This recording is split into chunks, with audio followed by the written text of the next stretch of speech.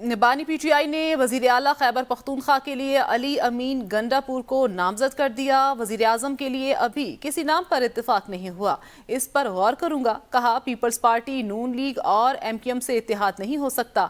Money laundering syndicate को लाने की कोशिश हो रही है। शरीफ खानदान मुल्क का सबसे बड़ा मनी लॉन्ड्रर है।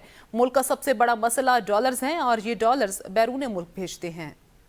बानी पीटीआई ने अडयाला जेल में सहाफियों से गैर रस्मी गुफ्तगू में कहा है कि सेक्रेटरी इत्तलात रऊफ हसन ने इनसे मुलाकात की। इन्हें 3 जमातों के अलावा सबको इकट्ठा करने का कह दिया है। इंतखाबात में धांधली से मुल्क में अदम इस्तेकाम बढ़ेगा। धांधली ज़दा इंतखाबात का मईशत पर बुरा असर पड़ेगा। कहता रहा कि आज़ाद और शफाफ इंतखाबात वाहिद हल हैं। धांधली के खिलाफ आवाज उठाने वाली तमाम जमातों को इकट्ठा कर रहे हैं।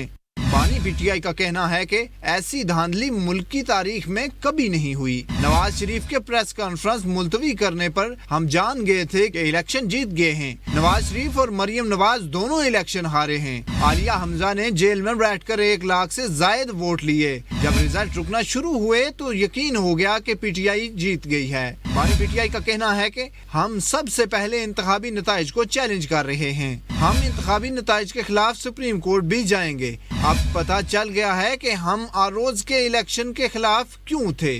जेल में किसी भी आला सरकारी ओहदेदार से कोई मुलाकात नहीं हुई। मैं बनीगाला शिफ्ट नहीं हो रहा। बुशरा बीबी ने भी अडयाला जेल मुंतकिली की दरख्वास्त दे रखी है।